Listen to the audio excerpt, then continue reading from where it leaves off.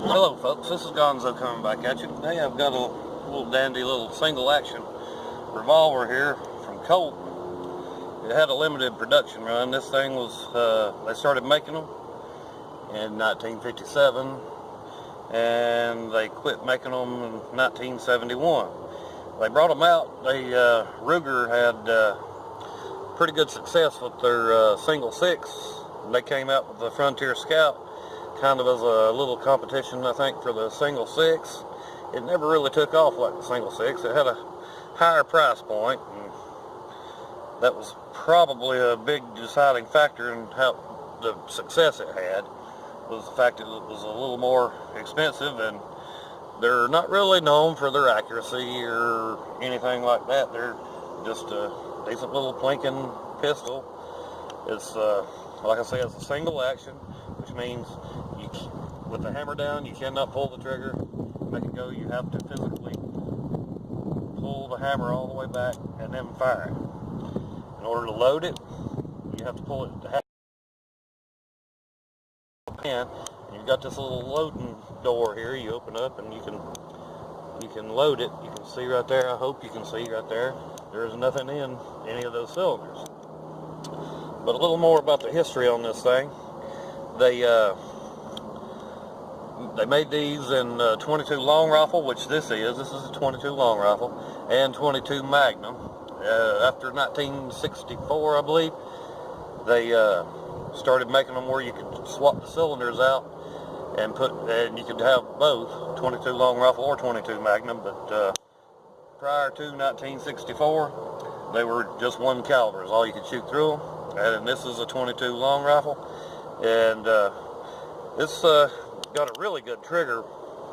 That's the best thing about it, is the trigger pull is real light, and but it's just got a front blade, and it's got a little groove down through here, so you don't have any adjustment on your sights whatsoever. And last time I shot this thing, I had not too good a success with the sights on it, so I'm going to shoot it here in a minute.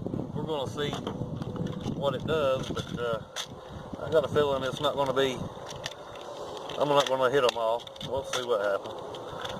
But yeah, this good little old guy.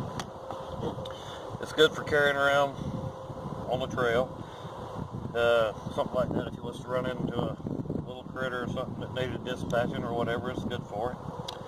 You could also, it's not really anything for like carrying, because this is the before they had the transfer bar safeties. These don't have a transfer bar safety, so when you carry one of these, if you're carrying it, you only load 5 rounds, and you put the hammer down on the empty chamber, and that's the only real safe way to carry the older single action pistols. And for that matter, even the newer ones, a lot of folks still carry them with only 5 in the chamber, and carry it on an empty chamber, I mean. And that's full. Let me let this down, put it down range there while we do it. Put my ears on. I'm gonna take a couple of shots at this that big orange target, see if I can even hit it.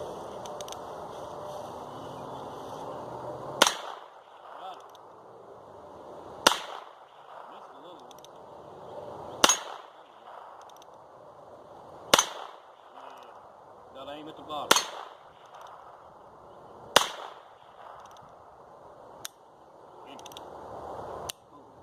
Okay, so the sights aren't that bad. Maybe I was just off that day. Sometimes I get off with either my windage or my elevation. One of those two gets off. I don't know which one, but something happened, and I don't do too well some days.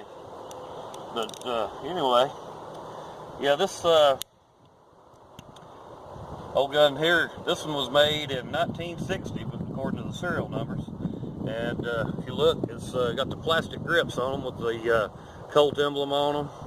It's just a blued finish, and it's a dandy little old gun. It's got some wear marks on it. My dad, he was the one that bought this. He bought it new, and he carried it around in a holster for several years when he'd go out hiking and doing stuff out with his buddies and whatnot. He'd carry this around, and he put it up, and it's not been shot much since.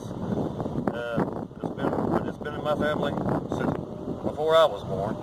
Anyway, that, folks, is the Colt Frontier Scout. That's a little history and how it works.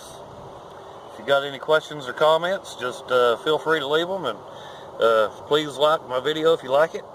And thanks, folks. We'll see you later.